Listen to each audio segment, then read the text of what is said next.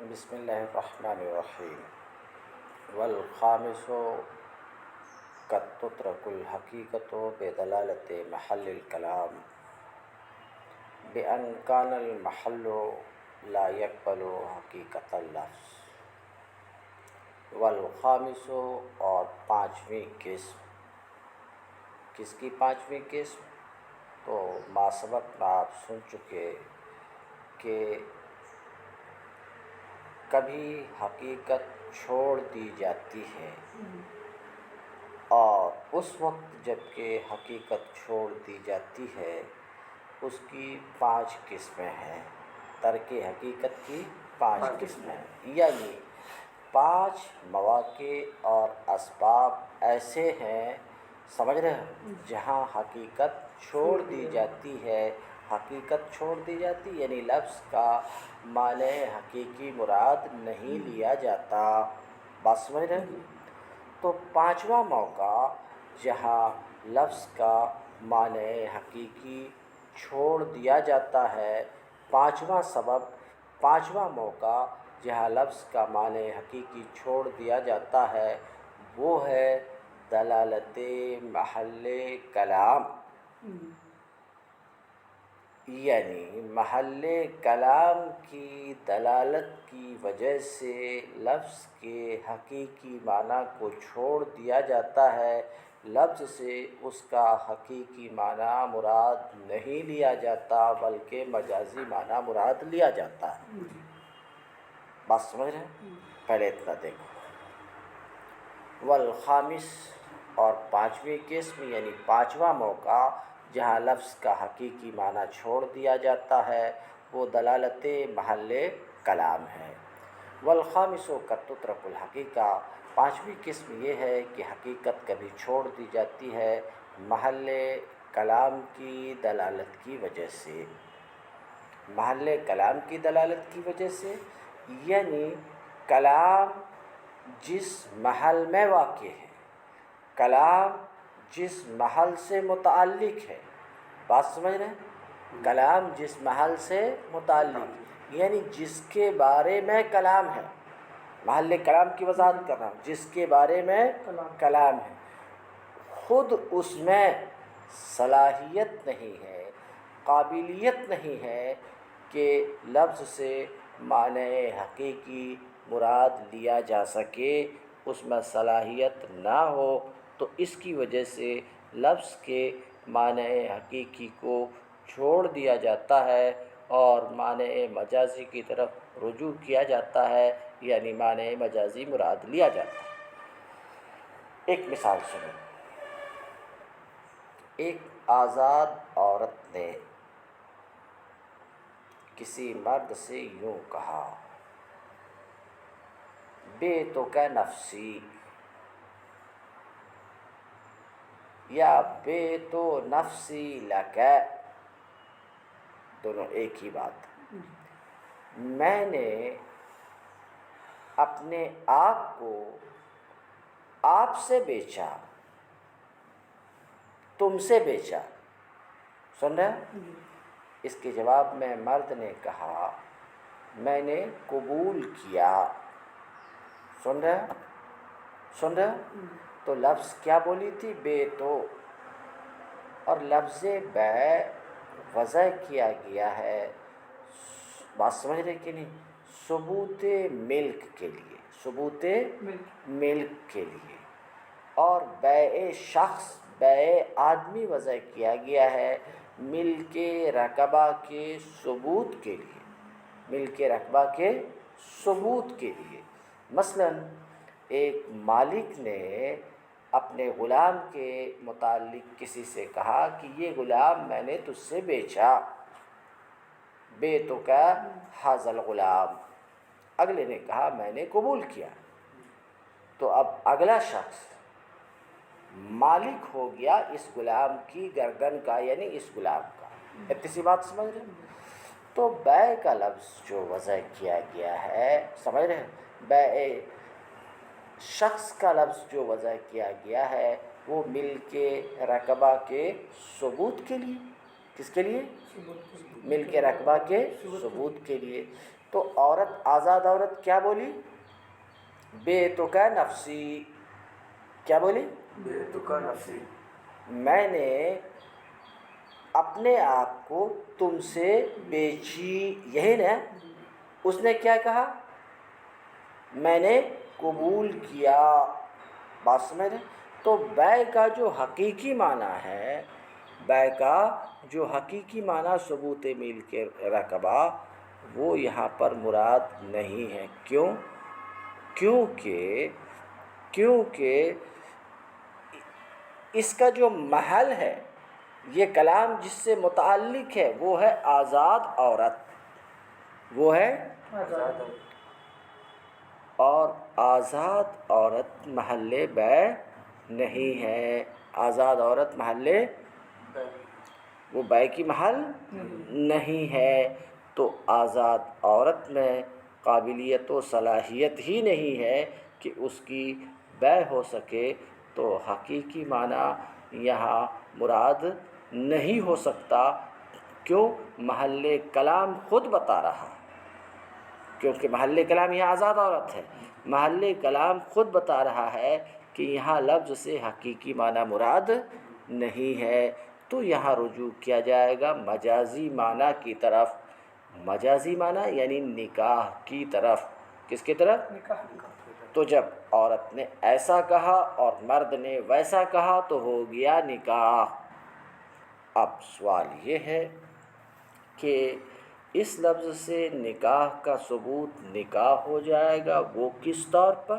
تو ہم اتنی بات تو بتا چکے کہ یہاں حقیقی معنی کی گنجائش نہیں ہے، حقیقی معنی کی صلاحیت نہیں ہے.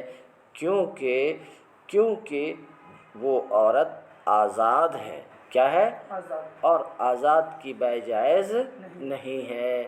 آزاد کی بیع جائز نہیں ہے. مجازی معنی تو اس کا مجازی معنی نکاح ہے. اس کی گنجائش ہے.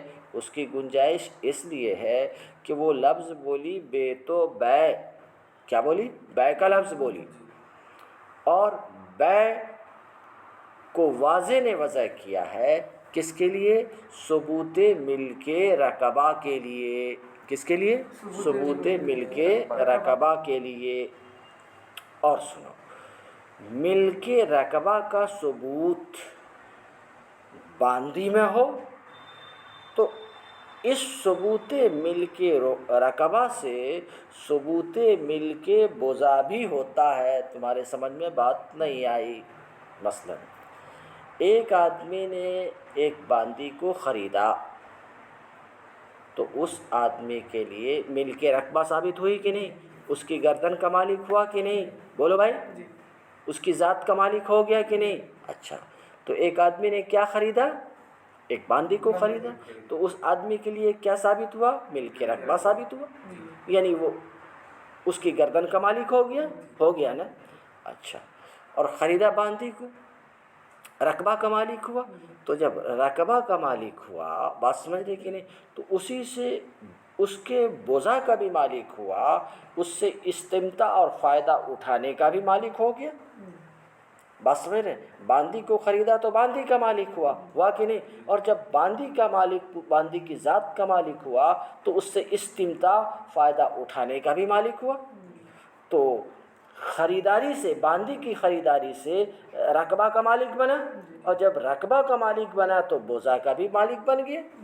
بنا کہ نہیں؟ تو پتہ چلا باندی میں، وہی غلام میں رہے گا تو وہاں بضع ہی نہیں، تو بضع کا مالک کہاں سے ہوگا؟ بات سمجھ رہے کہ نہیں؟ تو ملک رقبہ کا ثبوت یہ واسطہ ہوتا ہے. باندی میں ملک رقبہ کا ثبوت واسطہ ہوتا ہے، ملک بضع کا ہوتا ہے کہ نہیں؟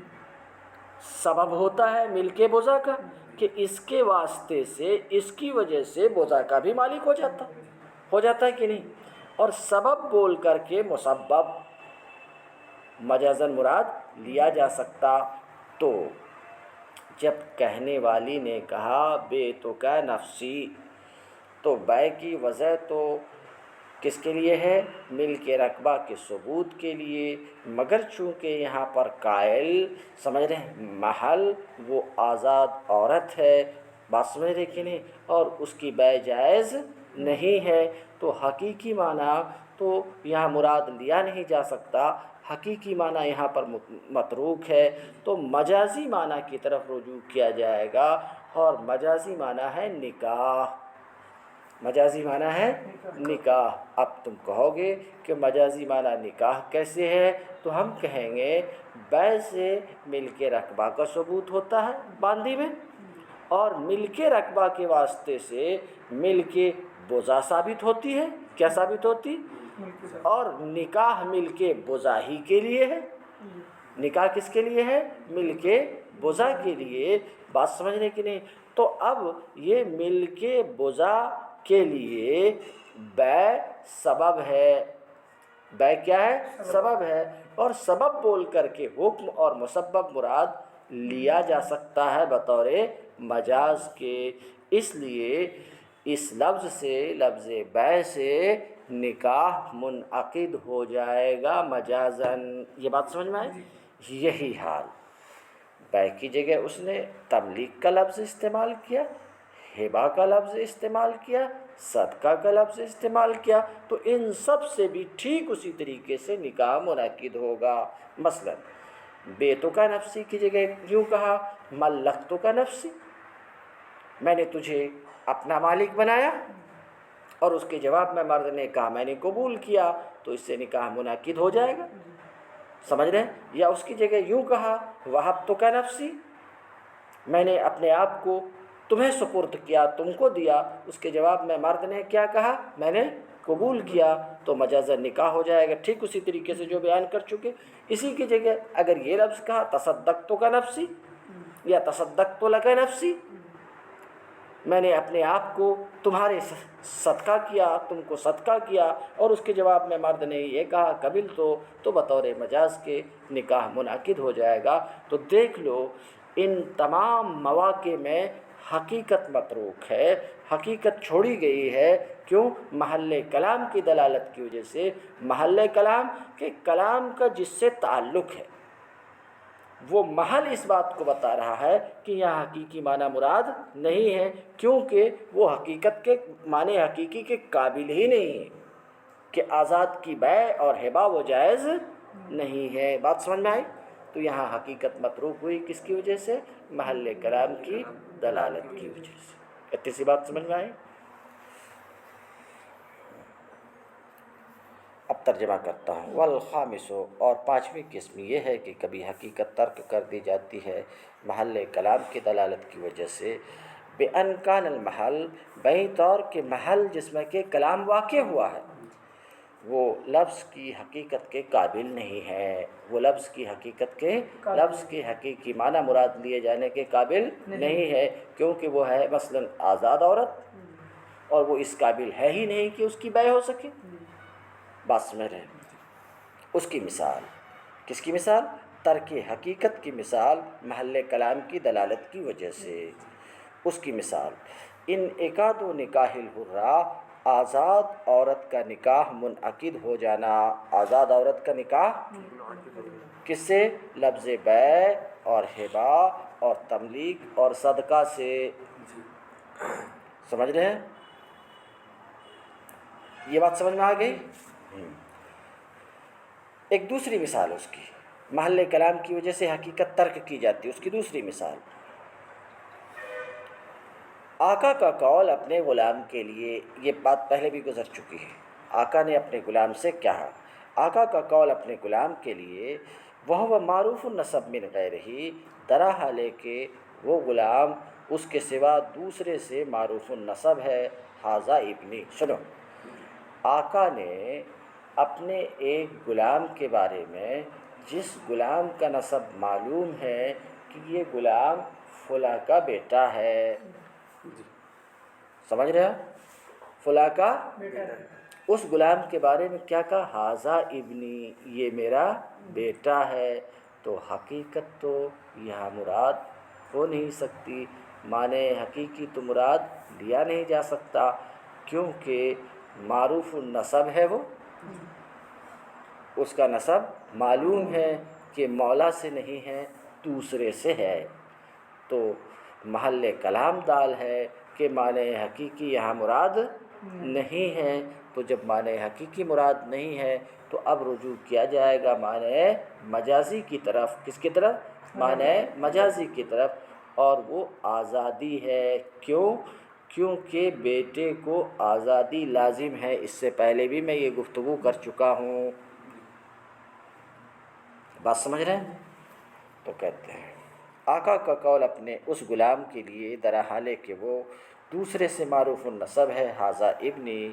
ٹھیک ہے، سن چکے. اسی طریقے سے جب آقا نے اپنے سے بڑی عمر والے غلام سے کہا وَقَضَا اِذَا قَالَ، اسی طریقے سے جب آقا نے اپنے غلام سے کہا، آقا نے اپنے وَهُوَ أَكْبَرُ سِنًّا مِنَ الْمَوْلَىٰ، درحالے کہ وہ غلام آقا سے عمر میں بڑا ہے. آقا سے عمر میں بڑا ہے. اس غلام سے کہا ھذا ابنی، یہ میرا بیٹا ہے. تو معنی حقیقی یہاں متعذر ہے. معنی حقیقی مراد نہیں لیا جا سکتا کیونکہ بیٹا باپ سے بڑا نہیں ہوتا. سمجھ رہے کہ نہیں؟ عمر میں بڑا نہیں ہوتا ہے. تو محل کلام یہاں پر دال ہے کہ حقیقت متروک ہے. تو رجوع کیا جائے گا کس کی طرف؟ معنی مجازی کی طرف. اور معنی مجازی کیا؟ ھذا ابنی کا معنی مجازی ھذا معتق، یہ آزاد ہے. یہ کیا ہے؟ آزاد ہے.